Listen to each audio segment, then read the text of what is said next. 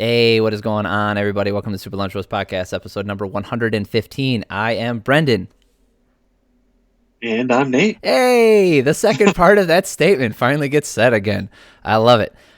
Nate is back. We are going to be talking about UFC Fight Night. Vicente Luque versus Belal Muhammad.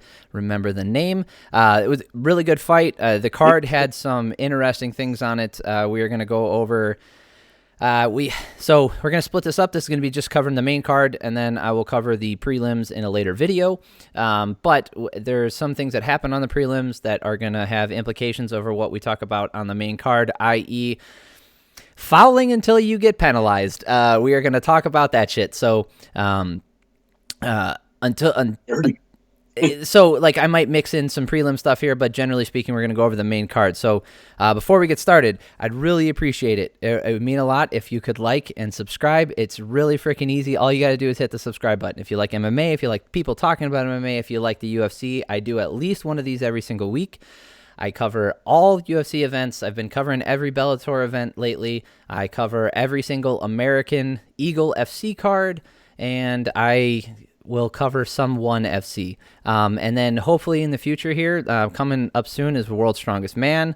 And Nate over here has, an interest in that as well as I do. And it's something that veers a little bit off topic for us, but not so crazy so that we won't be able to talk about it, because I am a huge fan of strongman.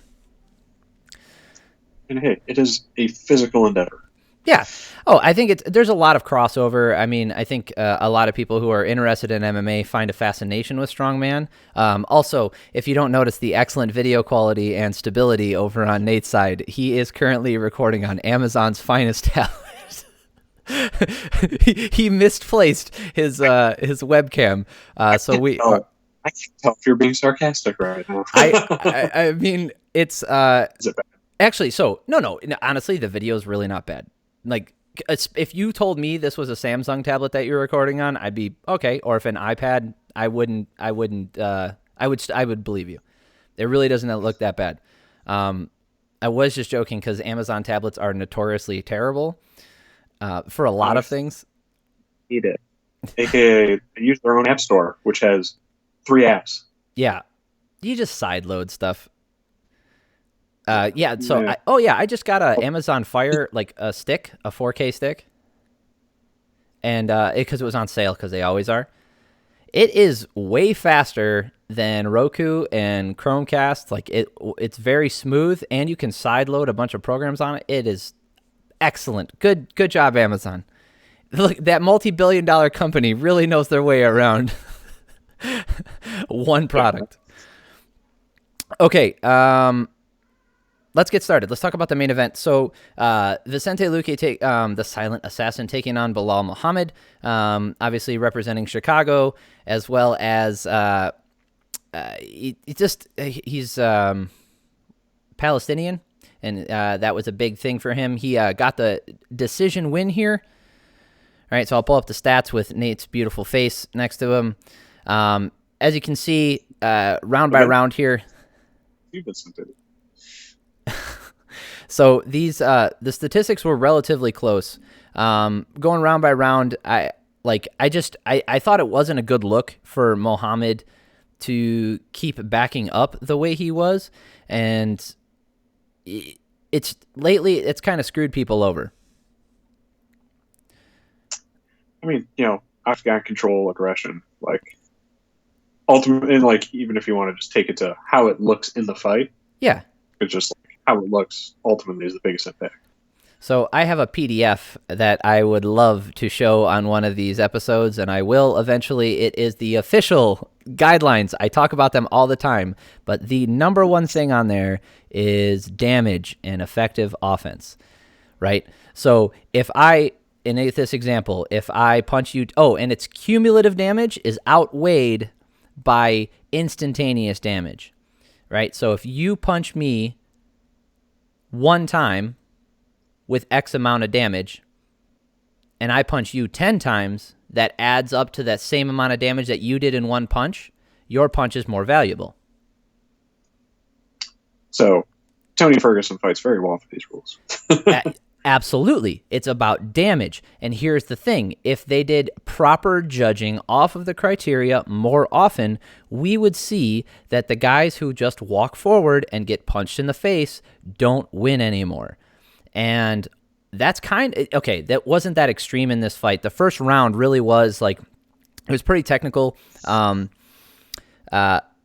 Luque was like moving forward and doing a lot of good work, but he wasn't out damaging or outlanding Muhammad. Muhammad was backing up, and he actually outlanded him. You can see here on the stats, 14-9.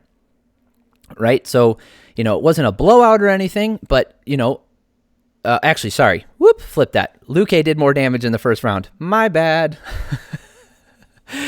So he landed more while moving forward. And let's see, hold on. Oh, but Belal Muhammad got the takedown in that first round. I was going to say, the takedowns were the key for Belal Muhammad. Yeah, so he got the takedown, and that's why I gave him the first round. So the takedown and the damage on the ground. So takedowns do count for damage, and they do count for effective offense, i.e. trying to finish the fight, right? So that was an advantage for him in that first round, and in this... That's what I wrote down. And then I wrote in the second round, pretty much the same thing. Even the takedown was very similar, and as far as the control goes, and he outlanded him in the second round. So the second round easily went to Muhammad, in my opinion. Third round was Luque for all the damage. You can see this was Luque's best round statistically, 24-46 in comparison to Muhammad. 24-46 to only 9 strikes coming back his way. This is also the round, I believe, where Muhammad did not secure a really good takedown. Let me pull up on the stats here. So round 3, yeah, the control time, the control time was about the same in all 3 rounds, 139, 116, 121, 133. The third round was just not a good round for Muhammad. He took a lot of damage and didn't do a lot in return, so I gave that round to him. Fourth round was really close. Luque did really good work on the feet, but then Belal had another takedown and control, and he did good damage. So if you look here in the striking numbers, 20-13 in favor of Luque. I wouldn't be mad if you gave that round to Luque, right? I gave it to Belal live because I thought the takedown and the control plus the little bit of damage that he did kind of outweighed those shots that Luque was throwing back in his direction, but... I wouldn't be mad if you gave that to Luque. And then, yeah. Wait, say that again? I was going to say, it's one of those either-or rounds. Sure, 50-50 round. I mean, watching it, if I watch it again based off these numbers, knowing that he outstruck him, I might give that to Luque. But it's inconsequential because the last round was all Muhammad. It was his best round. He got the takedown. He had the striking advantage. He looked great out there. His cardio was on point as usual. He looked fantastic, and this was the fifth round, mind you. So this is championship rounds, championship time, championship cardio. I haven't shuffled him off necessarily as not a contender like some people have. I mean, people are ruthless. I know you don't peruse the Twitters like I do. It's my one weakness as far as social media. But I will tell you that people don't like Belal Muhammad for a lot of reasons, but one of them is people don't think he's a contender. Well, I know a lot of the criticism for him was coming from a place of, essentially who he's fought or the time in their career that he's fought some of the bigger names that he has on his roster. So, right. People coming off of either losing streaks, like Damian Maia, when he fought him, he was on a couple fight losing streak. So, some of the bigger contenders that he'd fought previously, people would just say, oh, well, it wasn't the best time of their career. But this was an absolute on display of, this was a fight that should silence some of those criticisms in terms of his ability to contend at higher levels. I would hope so, because I thought he fought excellent. I don't think... So if Luque was some middling journeyman or some up-and-comer who was overhyped or, had a few flashy knockouts here and there and then found Muhammad and then Muhammad kind of stopped him in his tracks but did so in a way where it was like he was just winning each round, right? Like Muhammad didn't blow him out of the water. He was just winning each round. I would be more apt to say that, oh, maybe Muhammad isn't there. Maybe he's not on the challenger level. But before this weekend, let me pull up the rankings. I'm pretty sure he was number 5 and number 6, right? I would almost compare this fight a little bit to Khabib Alaquinta. And not necessarily in terms of how close it was, but in terms of its importance for Muhammad.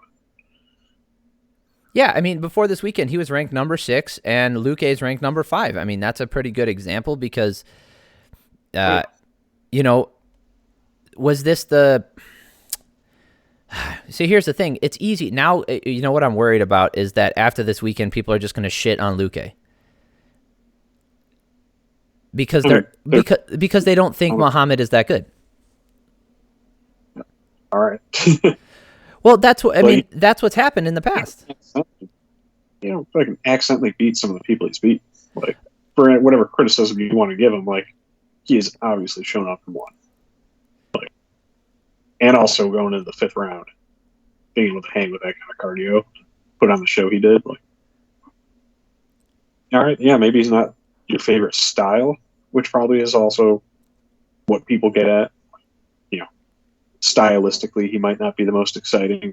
People might view him as a very cautious fighter, but like, all right, he won. Yeah, I mean, I don't understand how, like, if maybe I do, I understand why people maybe don't like him for the style of fight that he has. But dude, this division is dominated by a guy who literally, sorry, I have guests over. He literally wrestle fucked his way to the championship.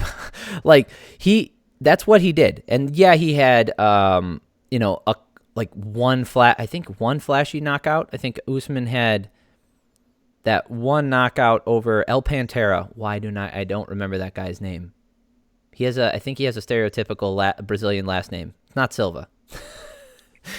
But one of those names. But anyway, I thought, I wasn't impressed with Usman on the way up because he had one trick and he did it the whole time. And yeah, he faced a lot of people past their prime, and he faced a lot of people who were, suited to his style, people who couldn't stop a takedown to save their life.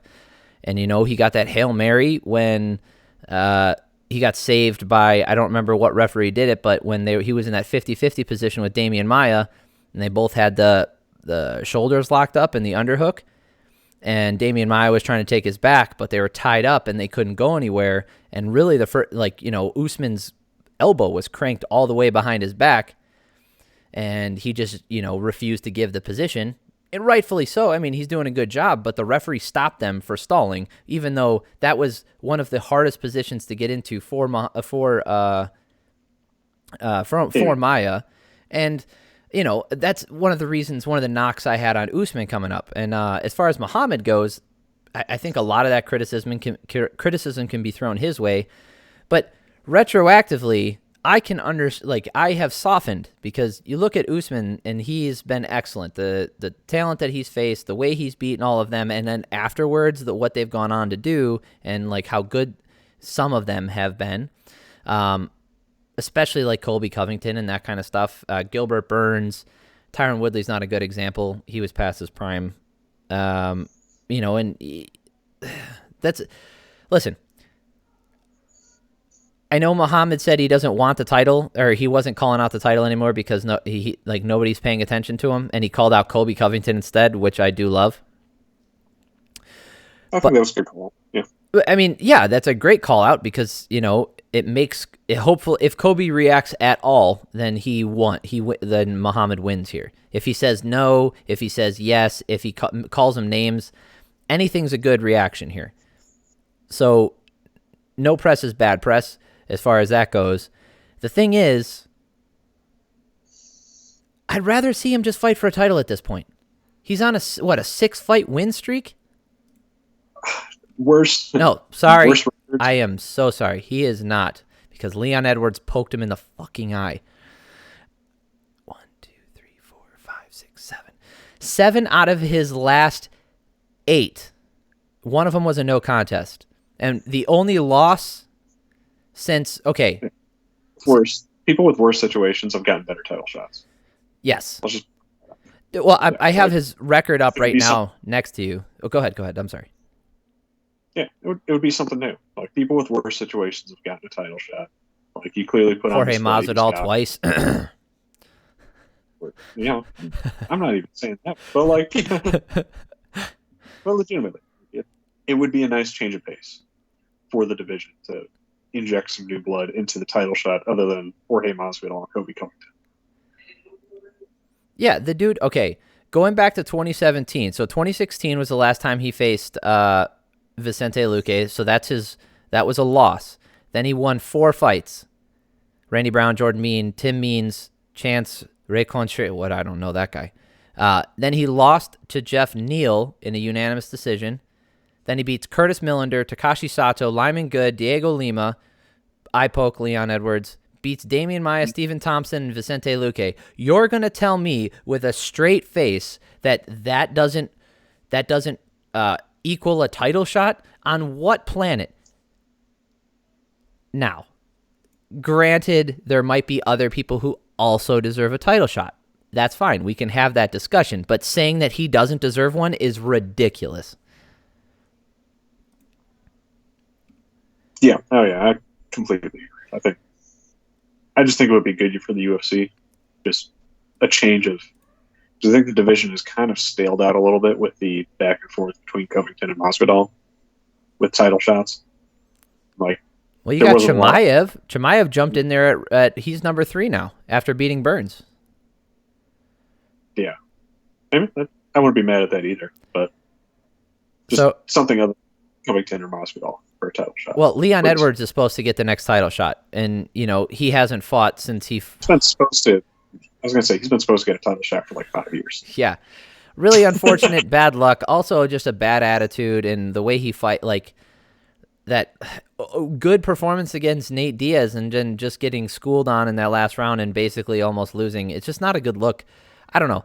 I've never liked Leon Edwards. I think I don't know why, but something about him is just unlikable. I don't know. Maybe it's because he's British.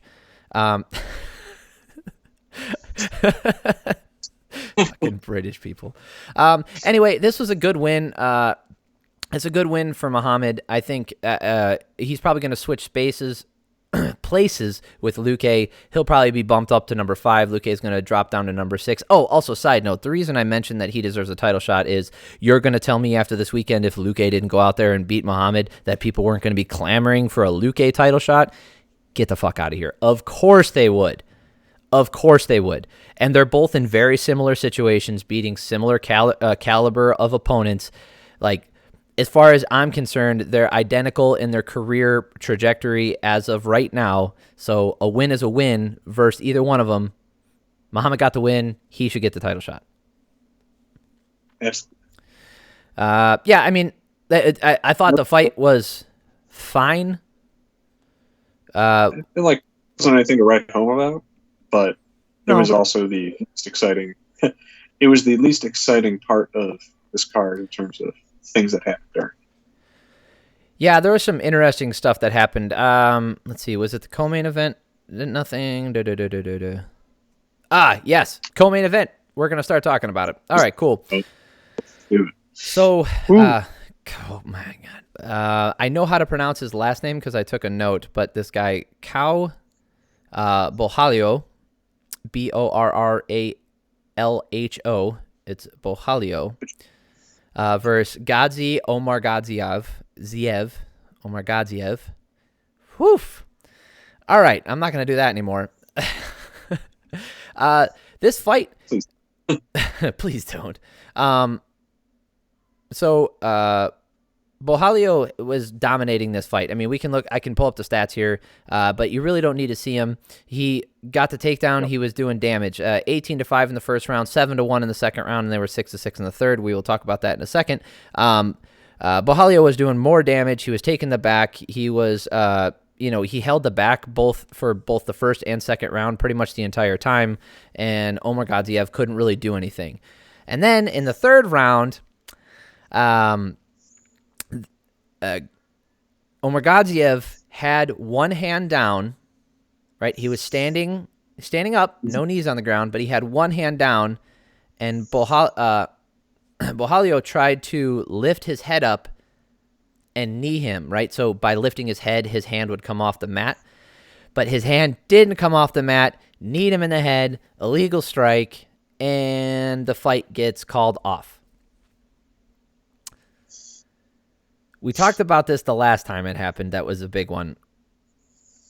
What are your here? I'll let you. I want to know what is your opinion on this, because this happened more than once on this card. It might be that we have to.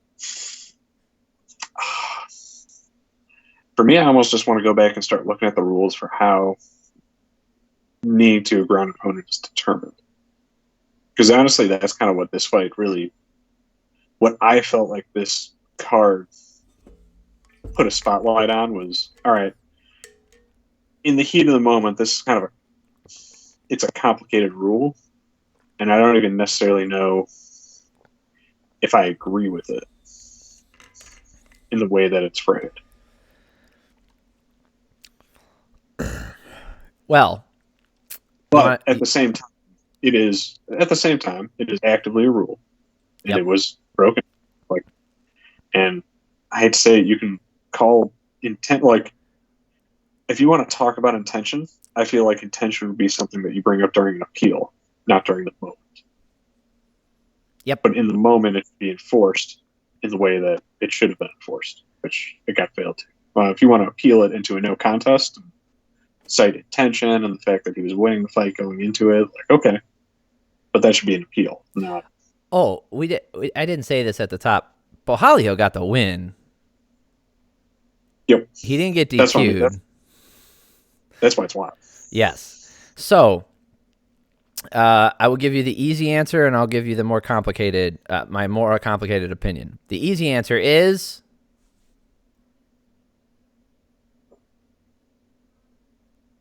okay. You don't know it. Well, I was gonna see maybe if I queued you up, maybe you would just say it. Allow knees as the end of it, as the easy answer. I would classify. All right, if I was going to talk about what is a downed opponent, I would say on your back.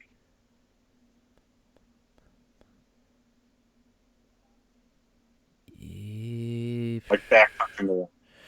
Because now I'm trying to think of how you could goose the system there. I'm not going to outright disagree with that one. I've thought about that before too. That's a good idea. Yeah. Some part of your back touching the ground would be you as a down opponent. Yep. Yeah. No. I'm okay with that. And it's that way. There's no gaming the system. Yep.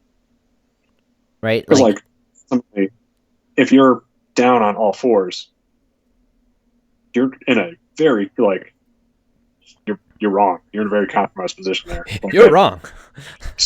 Yeah. You're doing MMA wrong. You're UFCing way wrong. Yeah, and I don't think the force that you can generate to an opponent who is on all fours from a knee is less than what you could do to someone in the clinch. I would actually argue I would be curious to measure the force impact of the damage that you can do, like Anderson Silva kneeing someone in the clinch versus Anderson Silva kneeing someone who's on all fours. Because I would be interested to see if, I'm willing to bet you can generate significantly more power in the clinch. Well, all right. So without changing the game too much, because ONE FC does allow knees to a grounded opponent, it's more classic Pride rules. But remember, Pride, you couldn't elbow on the ground. And so you should allow to ground them. Well, actually, I like that rule because elbows cause cuts. Yeah. Right? Yes, they're damaging, and there's ways to use elbows on the ground that are effective, and I've seen plenty of knockouts and plenty of damage on the ground with elbows. I'm not saying they're a bad technique. I'm just saying if you're going to ban something that causes just tears in the skin more often, I'd be okay with it. Superficial, not traumatic. Super, superficial. The face is the damage you're seeing. Right. Like, it looks bad, but I don't think it actually is like. I don't think it's causing someone to get stunned more than Plus, you're causing buildup of scar tissue, which damages your stock of fighters for the future. You're also causing problems with their vision in that fight. So they're losing because they're cut up, not because they're a bad fighter. Like, I'm not against elbows. I'm really not. But if you were going to start banning certain techniques, I'm not going to ban a knee to the ground because, it's hard. What are you talking about? It's hard. You can hit someone hard. You can do that when they're standing. That's a stupid thing. But saying, I don't want to do elbows because they cause a lot of cuts. That's like saying, why don't you allow headbutts? Yeah. Which we had in Bellator over the weekend that got stopped. A fight got stopped because of that. Yeah.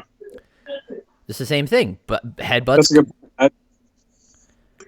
I would just say, if we're going to do no knees to a ground opponent, I just think the term ground opponent needs to get changed. Right. Because I think you should absolutely be allowed to, if someone is on all fours or like 3 points of contact on the ground, it absolutely need the shit out of them. That should be completely, like, why are they in that position? Stop that. Like, yeah, that's not a safe spot. If someone is shooting in for you on a takedown and they have their hand on the ground while they're doing it, that's bullshit.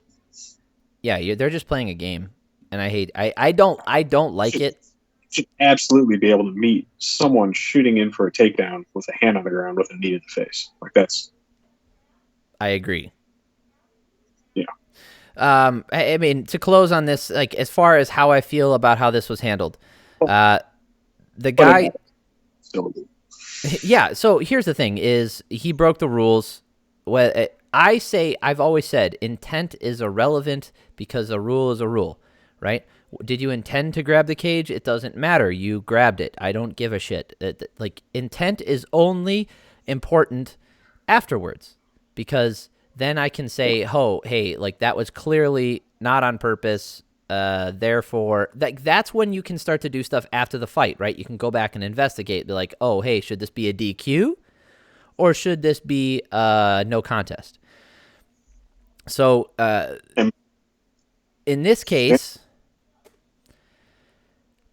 I'm not upset with how it was handled. I think your point, it makes more sense than anything I could say. I think, the failing here wasn't in necessarily a warning or the decision afterwards. I think it's in the actual rule itself where a guy had one hand down. He didn't have to have two because in Vegas, you only have to have one hand. But when you're in New York or Tennessee, you have to have two hands down. And sometimes if you're on your ear, that counts as a grounded up. Like, it's stupid. Like, I understand that the fighters know the rules and they're told the rules beforehand. They're given their first warning pre-fight. I'm not excusing people's poor judgment or bad management of their tools. I'm not. I'm just saying that the fact that we can't get it straight between state to fucking state is a problem, and there's no unified mixed martial arts rule set because it's not unified. So calling it that is dumb. And yeah, and he got I wrote a note. The theme of this night was just keep cheating because it just increases your odds of winning. Apparently, I mean, I would argue that's been the theme of the UFC for the past 2 years. Yep. I mean, realistically more, but I would say in the past 2 years, people being able to game the system has decisively gone in favor of the people gaming it versus the people not. Yeah, just cheat. Yeah. Hey, like 90% of the time, you're going to get away with cheating. Just cheat. And I don't mean this in a way where I think, hey, like this is okay. I have a lot of things going on in my head because initially I was like, for those of you guys who don't watch MMA, but then I just thought, I'm like, who the fuck is watching this if they don't watch MMA? Anyway. They just have this what it is. They see a guy with a beard and they're like, yeah, I'll listen to him spout about stuff that I hate for an hour. No. Anyway, from my perspective, I am not a fan of cheating. I have many videos. I can't even post a link because I do one of these. Like I said, I have hundreds of these, or over 100 of these at this point, but more than a dozen of them. I went on diatribes of fighters need to be held accountable, and the only way to do that is to punish them accordingly, because if you don't punish them accordingly, they're not going to change their habits. And I don't want to take money away from these people. I don't, because I don't think they get paid enough, and I don't want to affect their careers. So I think we just rip the Band-Aid off right now. Every time someone grabs a cage, you get a fucking point deduction. Oh, but then we're going to have some 6-5 rounds. I don't care. Yeah. And that's okay. And I'm going to make the argument from the NFL standpoint. There's plenty of NFL games where there are a accumulation of fouls on both sides, and that can end up impacting the game. Heavily. And ultimately, discipline of the team is one of the most important factors at the end of the season of whether or not they were a successful team. Yep. Teams that average more large loss by fouls rarely make the playoffs compared to teams that have minimal. Discipline is a huge factor of NFL games, regardless of who's the quarterback, what wide receiving core, how good their defense was. That penalties stack up and matter. That should be the same in the UFC. Fighters' discipline should be something that's rewarded. Do you know? Here's something interesting. I'll save my piece on this, and I think I don't want to talk about this anymore because I'm just going to get heated. But the way you just brought up a good point, discipline, right? Having discipline like that to control your tools in our example, right? As far as mixed martial arts goes, mixed martial arts, as far as a professional sport goes, especially let's just go with combat sports because it's most relatable, direct to each other. It has by far the most variables of any martial art, right? Because it encompasses all of them. Yes, there's certain strikes that aren't allowed that might be allowed in other martial arts, but the overwhelming amount of techniques that are allowed inside the cage or ring in mixed martial arts is astounding. The possibilities are almost endless. So what does that mean? That means the variables are crazy high. So if some of those variables that we can nail down to 100% and say, hey, this is one of the videos that we're going to do in the future about the best technique for winning championships, and it's one of my arguments why it's the best one, is controlling variables. That's a variable, as far as committing fouls, that's a variable you have almost 100% control over, especially easy ones, grabbing the cage, eye pokes, fingers in the, grabbing gloves, grabbing shorts, headbutts are a little bit iffy, knees to a grounded opponent, what's the other one? Downward elbow, I know it's a stupid rule, whatever. Punches to the back of the head, which did happen on this fucking card too, and then punches to the spine, right? All of these things you are in 100% control of, so those are variables that you can eliminate yourself. So the people who are able to eliminate those variables will not be punished. It's just like people who can eliminate the variable of getting punched, like taking jabs to the face, right? There's certain people who are just really good with their head movement, right? They control that variable. I control how many times I get hit with a jab because I have really good head movement. And that, for that person, is extremely successful. And going forward, by punishing those people who don't have good discipline and can't control those variables, I think it's just a part of mixed martial arts. If you can't control variables in the cage, you're going to lose more often than you don't. And part of why, I'm going to say a big part of why this is significant is not only the effect they have on the fight, the fact that it's not what people are training for. So you're not training wrestling against people who are grabbing onto the cage. Like, that's not a factor in how you're trying to take people down. You're not generally training against people who are trying to poke you in the eye.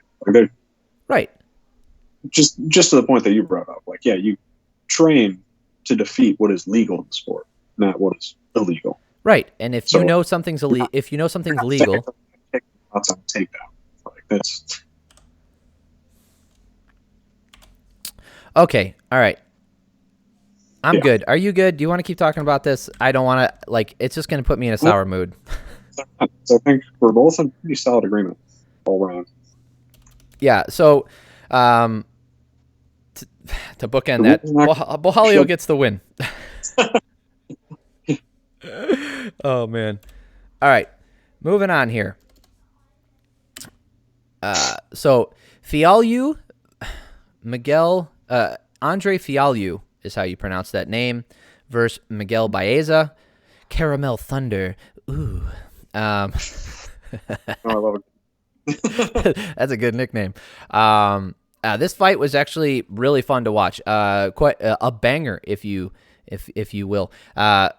Baeza was winning the fight. He was doing great until Fialho grabbed a collar tie and then landed 4 uppercuts, rocked him, nasty shots, and got a good KO. I believe that image is in the thumbnail. Andre Fialho is his UFC debut, and Miguel Baeza, unfortunately, he falls to 3 losses in a row with that loss, which is unfortunate because the last 2 people he fought were Santiago Ponzinibbio and Chaos Williams, both guys with crazy punching power and skill. After a really good start, the guy was Victor Reina, Hector Aldana, Matt Brown, and then Takashi Sato. So, he had a good win streak going on there. He's relatively young himself as far as the sport goes, being new to the UFC, and he was doing really well, and I thought this fight he looked excellent until he didn't. He still got some stuff to work on, and I don't know. He doesn't really have the notoriety. He might get cut after that one, which is unfortunate. That's all I got for that one. It was a good, honestly, it was a good one-rounder. If you skipped certain fights. Injected some good and clean excitement into the card. That was my feeling on it. It was like, oh, sweet. A clean fight with a fun ending. Like, oh, man. All right. Fight with all this backyard stuff. All right. Let's see here. Wu versus Bueno Silva. So, this fight went the distance. It was a decent fight overall. I am not a fan. So Bueno Silva, her first name's Myra. Here are the stats for this one. Myra Bueno Silva, Shitara is her nickname. That's a whatever for me. Let's see here. Oh, crap. Oh, no. Now I just realized I might not have been recording. Oh, come on. You're on that one. Oh, poo. Anytime I pulled you up with stats, your audio might not have come through. God dang it. All right, it's fine. I'll add it in. I'll see if I can fix it. Anyway, looking at these stats here,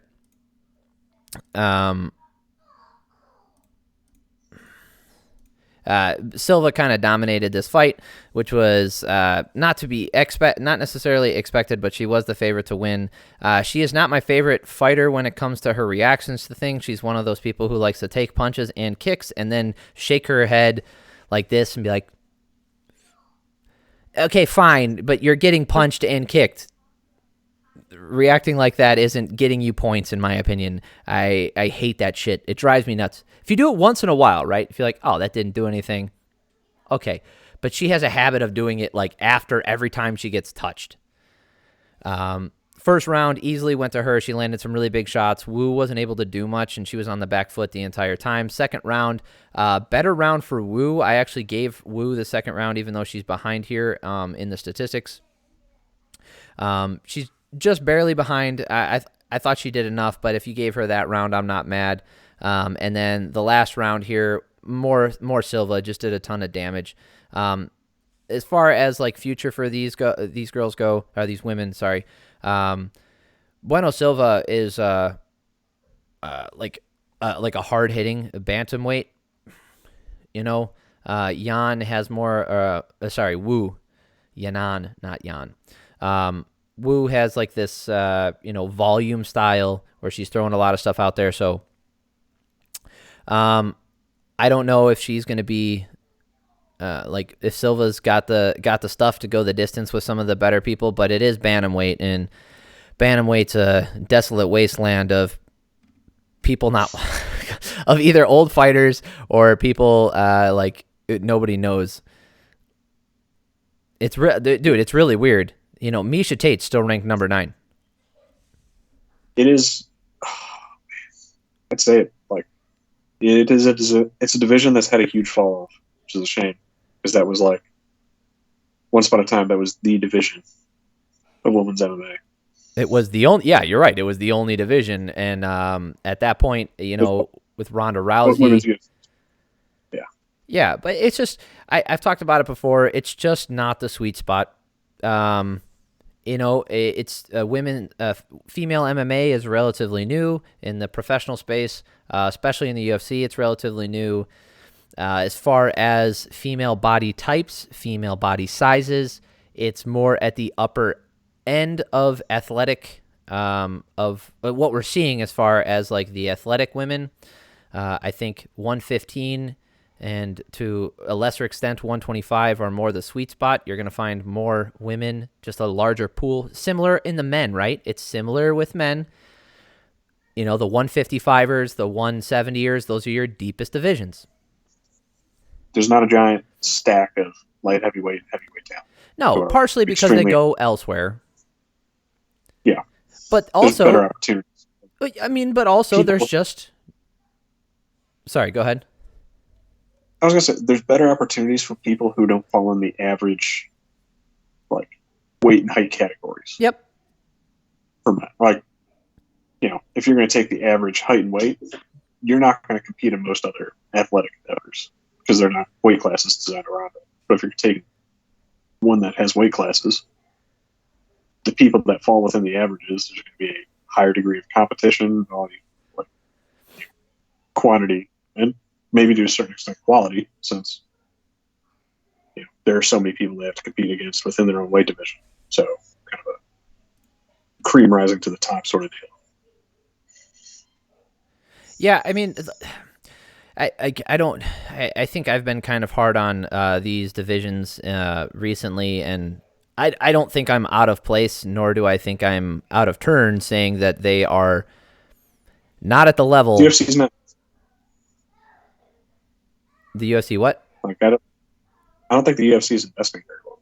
That's also my problem. Like I don't think the UFC is doing a lot of good marketing around it. I don't think the UFC is. I mean, that's true. Like their failure to highlight Amanda the way they had the opportunity to, at like the height of her career, to keep kind of the fire going in some of those divisions. I think they really let it fall off.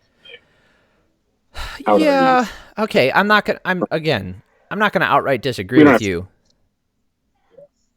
But I think, part of the problem was Amanda Nunes. She's just not that person.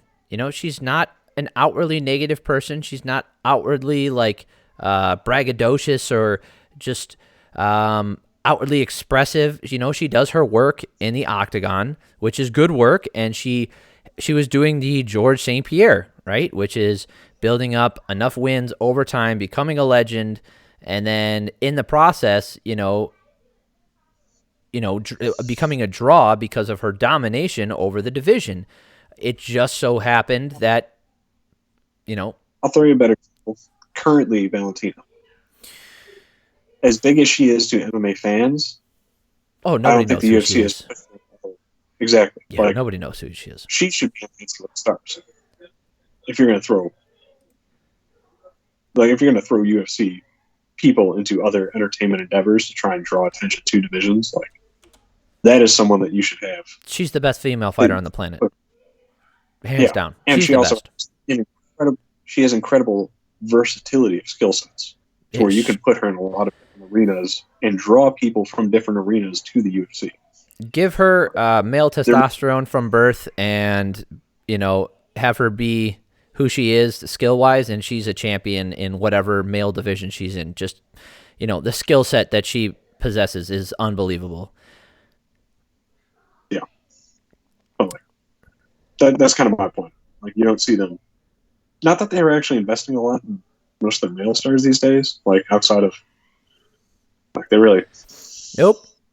The ESPN, man, they got the deal. That's all they care about now. They have their nut. They made it, and the UFC is good. Yeah. All right. All right, moving on. Let's see here. Sabatini, Pat Sabatini versus TJ Laramie. All right, what we got here? So this was a WrestleFest. Both guys had their moments. Laramie got hurt with a body kick in that first round, but had control right after that. But the thing is, like Sabatini, he just did more work in that first round, even though he did get hurt. So I think he did more damage, even though on the striking numbers you see here, it's 9-9. Sabatini, I think, had more control in that first round. Nope, I'm wrong. Mm-hmm. Laramie had more control. If you gave it to Laramie, I mean, I'm not mad. But domination on the ground by Sabatini in that second round, and he just pitched a shutout. And in that final round, it was all Sabatini grappling. So if you're into a grapple fest, it wasn't bad. Like both guys were actively working. It was an active grappling match. Yeah, it was as exciting as that could be for the most part. Yeah, I didn't hate it. It was a good fight to watch. Sabatini especially has some unreal gas tank. He just kept going forward. I don't think he's on the level of a Gregor Gillespie necessarily, but he's good. It was a good contest. All right. All right. Next was an interesting one. Munir Lazzez versus Angelosa. Yep. That guy? Oh. Why was it interesting? I had read something when I was looking up some stuff. Like I was looking up the fights, like by fight, and apparently, like one of the people he referenced in his end thing is like a cartel member or something. Oh. Talk about the fight. Let me look. I want to make sure I'm good. I skipped over that part. I'll talk about the fight while you look up information on this possible terrorist. Anyway. So, yeah, looking at the striking numbers here, you know what? I'm doing a solo on me with that stuff. Take that. So here's the striking numbers with my face this time. So if you see the Lazzez was doing a good job in that first round, landing better shots and having the pressure advantage. See here, outlanding him 29-14. Easy round for Lazzez. His striking variation was really good. I thought he was doing a decent job on defense, even though he doesn't move his head off the center line as much as he should. And I think he gets punished as he moves up in the division against somebody who can take advantage. Loosa did do a decent job of throwing back and landing some good shots. And apparently he's got good power. Maybe he just didn't land right. But I thought if he had some gunpowder in his hands, I thought Lazzez was going to take a freaking nap. Second round, more of the same, but a much more active round from both guys. You can see here they both stepped it up like crazy. 44-26 in favor of Lazzez. A great round. I think, like I said, the striking variety from Lazzez was unbelievable. He threw like every really clean strike you can possibly imagine. I think he threw at some point during this fight. It was great. And the third round was even more. He picked up the pace, throwing 120 total strikes, landing 68-48 in favor of Lazzez. I gave him the shutout. I thought that, this last round was really close, and you can see, obviously, he outstruck him by 20 significant strikes here. But the amount of damage that Loosa was able to throw back at him in that last round, I felt like maybe brought it a little bit closer, but just out of respect, I gave him the shutout. And all three judges agreed with me because they're smart. All right, so about this situation, about this cartel member. All right, so interesting way they framed it. So not cartel as you think it, but Irish cartel. Still a cartel. Yep, still a cartel. So I guess he called out this guy who he considered a friend, but it was someone who he's a head of an Irish crime family. There's like a $5 million bounty on his head from the United States. So a criminal. Now apparently it had some like dealings with did promotion stuff for boxers, fighters in Europe as kind of part of. Are you telling me? Wait, hold on. Wait, please stop. You just said some groundbreaking things. Are you saying there was a criminal involved in boxing? Boxing promotion had an organized crime connection? Are you kidding me? We No. got to get the New York Times on this. This is unbelievable. So yeah, but he was asked about it and clarified like he was just someone who helped him when he was down, helped lift him up at a hard pound. Yeah, like a fucking criminal trying to get you indoctrinated into their organization. And denied any knowledge of the fact that there was a U.S. bounty on it. You know how like a gang member were to like bring you into the gang. Oh yeah, oh hey kid on the street, you look like you having some. Oh my God. Why don't you come? Oh my hey, God. drive that car for me. Yeah, no. So yes, he did call out Irish crime boss. I mean, it's not the first time we've had those people with that he's Chechnyan, I believe. That guy who no the Chechnyan criminal that has supported a lot of fighters. Omar. Oh man, now I don't know his name. But anyway, a lot of people have been associated with him. Anyway, yeah. That's a great way to end this one. We're talking about criminals and how they influence the fight game. By the way, if you guys are not fans of boxing, which I'm not the biggest fan, I just have a cursory knowledge of it, especially historical knowledge. It's famous for being really corrupt. Current and historical. Oh, it's still corrupt. It's bad. It's just the corruption now is actually. I don't know if it's as corrupt as it is incompetent now. That's a different discussion. Adelaide Bird, who was working last night, by the way, on this UFC card. Okay, that is it for the main card. If you would do so, if you'd be so kind, and please subscribe to the channel. If you made it this far, I love you. You're the best. Yeah. I really appreciate it. It means a lot. It does. View time is important. Subscriptions are important. Comment down below. Let us know what you thought about the fights. Are you glad to see Nate back? Do you never want to see him again? Please don't say that. I'm sorry I brought that up. For the love of God. Next time, I promise. Or a webcam. No, I would really appreciate it if you guys subscribe. I will be working on. I'll put out the if you want to catch the prelims, it's on the next video. I'll go over all of those. It hopefully will be a shorter one than this one. I usually breeze through those because I know less people are interested in the nitty gritty. But please like and subscribe. I'd really appreciate it. All right. I am out. If you guys are watching this on Sunday, I really happy Easter. I hope you guys enjoy what's left of your weekend, and I hope you guys have an amazing week. Yeah. And Nate says, peace out. Nate says, peace out, and I love you too. Yeah, I love you too. There's nothing further to say. Wrap it up all. All right. Later, everybody.